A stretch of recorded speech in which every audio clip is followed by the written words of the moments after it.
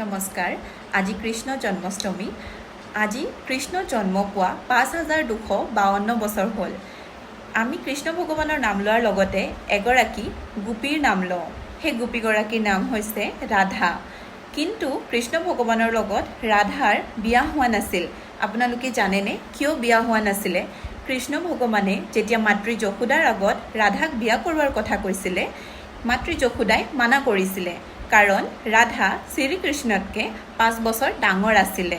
সেই কথা যেতিয়া কৃষ্ণ ভগৱানে নামানিছিলে, তেতিয়া এগৰাকী পণ্ডিতে কৃষ্ণ ভগৱানক ক'লে যে যশোদা মা তোমাৰ নিজৰ মা নহয়, তোমাৰ নিজৰ মা কংসই কাৰাগাৰত বন্দী কৰি থৈছে তোমাৰ নিজৰ পিতৃ মাতৃক।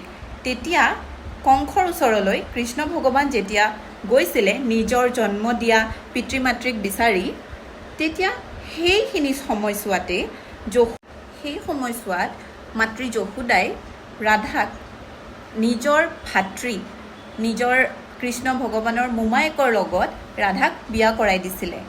আৰু সেইবাবে ৰাধা আৰু কৃষ্ণৰ মিলন নহ'লে। আৰু কৃষ্ণ ভগৱানৰ বহুতো গোপী আছিলে। 16,108 গৰাকী গোপীৰ মাজত ৰাধাক কৃষ্ণ ভগৱানে সবাতোকৈ প্ৰিয় আছিলে। আৰু কৃষ্ণ ভগৱানে ৰাধাক বিয়া কৰোৱাৰ বাবে বহুতো প্ৰচেষ্টা চলাইছিলে, কিন্তু মাতৃ যশোদাই নিজৰ ভাতৃৰ লগত মানে কৃষ্ণ ভগৱানৰ মোমায়েকৰ লগত ৰাধাক বিয়া দিয়াৰ বাবে ৰাধা আৰু কৃষ্ণৰ মিলন নহ'ল। এইখিনিয়ে ক'লোঁ। ধন্যবাদ।